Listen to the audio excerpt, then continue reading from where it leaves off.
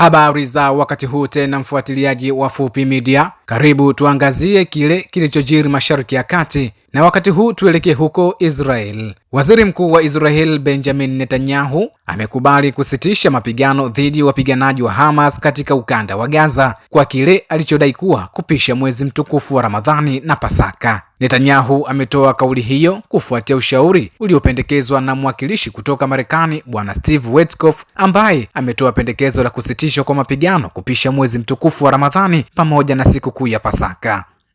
Pendekezo hilo lilitolewa wakati wa mkutano wa usalama ulioongozwa na Waziri Mkuu Benjamin Netanyahu, ulioambatana na mjadala juu ya usitishaji kamili wa vita huko Gaza kati ya Israel na wapiganaji wa Hamas. Mkutano huo ulihitimisha kwa kuamuru kwamba pindi Hamas na Israel watakapofikia makubaliano ya kusitisha kabisa mapigano katika ukanda wa Gaza, basi mateka walio hai na wafu wote wanapaswa kuachiwa huru. Aidha, ofisi ya Waziri Mkuu wa Israel Bwana Benjamin Netanyahu iliripoti kuwa wanamgambo wa Hamas wamesalia na msimamo wao wa kupinga pendekezo hilo, lakini Waziri Mkuu Netanyahu amesema kwamba endapo Hamas watabadilisha msimamo wao, basi Israel ipo tayari kuingia mezani kupitia pendekezo hilo la Witkoff.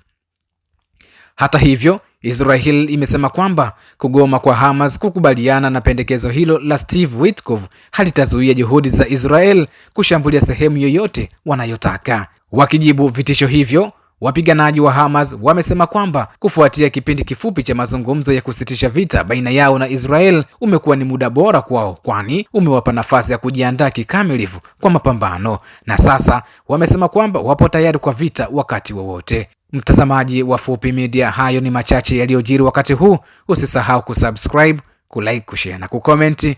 Mimi ni Ramadhani Fupi.